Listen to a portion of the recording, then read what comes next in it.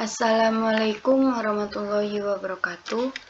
Halo guys, perkenalkan nama saya Nurlia dari kelas 12 SHB.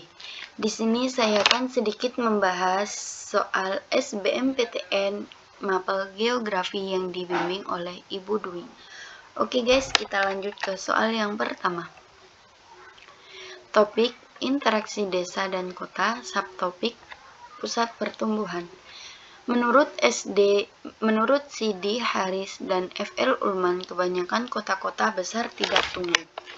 Sebab tata ruang kota hanya berkembang dari pusat ke pinggiran seiring bertambahnya penduduk kota. Jawabannya yang paling tepat ialah C. Dan pembahasannya ialah teori pusat pertumbuhan ganda atau The Multiple Nuclei Theory pertama kali dikemukakan oleh S.D. Harris dan F.L. Ullman. Mereka mengatakan bahwa kebanyakan kota-kota besar tidak tumbuh, namun terbentuk secara terus-menerus dari sejumlah pusat-pusat kegiatan yang terpisah satu sama lain. Pola tersebut merupakan pola keruangan sederhana yang hanya ditandai oleh satu pusat kegiatan saja. Jadi menurut teori ini, perkembangan kota tidak menyebar ke wilayah-wilayah pinggirannya, melainkan akan tumbuh di berbagai tempat dengan pusat-pusat pertumbuhan yang berbeda-beda. Pernyataan pertama benar dan pernyataan kedua salah, sehingga jawaban yang paling tepat ialah C. Oke, kita lanjut ke soal yang kedua. Angin puting beliung yang terjadi di Indonesia disebabkan oleh A. Pertemuan massa udara dengan suhu yang berbeda, B. Tebalnya tipisnya awan, C. Tekanan dan stabilitas udara, D. Kelembapan udara terlalu rendah. Jawaban yang paling tepat ialah B. Tebal tipisnya awan.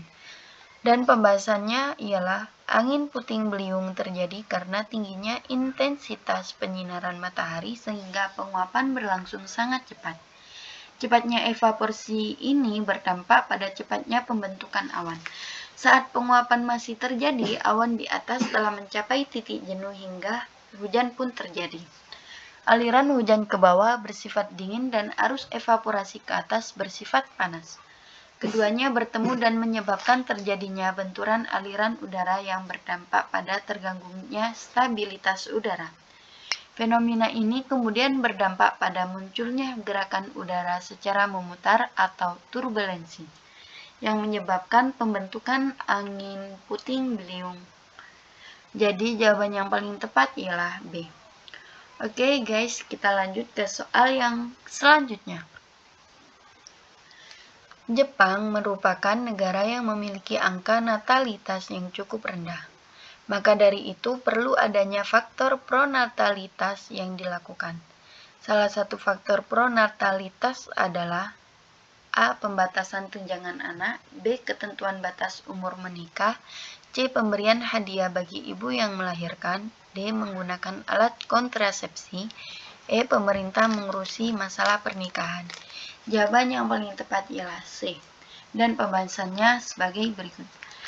Angka kelahiran penduduk di beberapa negara berbeda-beda tergantung beberapa faktor. Terdapat dua faktor untuk memahami kelahiran, yaitu faktor pronatalitas dan antinatalitas. Sedangkan faktor pronatalitas artinya faktor pendukung kelahiran penduduk, sedangkan antinatalitas adalah faktor yang tidak mendukung terhadap kelahiran. Faktor-faktor pronatalitas antara lain sebagai berikut. Pernikahan usia muda atau di bawah umur yang diartikan jika seorang wanita sudah menikah dalam usia muda, kesempatan reproduksi melahirkan menjadi lebih lama.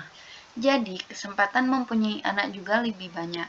Rendahnya tingkatan kesehatan yang menyebabkan banyaknya bayi yang meninggal, sehingga orang tua memiliki kecenderungan untuk mempunyai lebih banyak anak. Jadi, jika terdapat anak yang meninggal, maka dianggap masih ada cadangannya. Oke, cukup sekian pembahasan soal dari saya. Kurang lebihnya saya mohon maaf. Assalamualaikum warahmatullahi wabarakatuh. See you guys.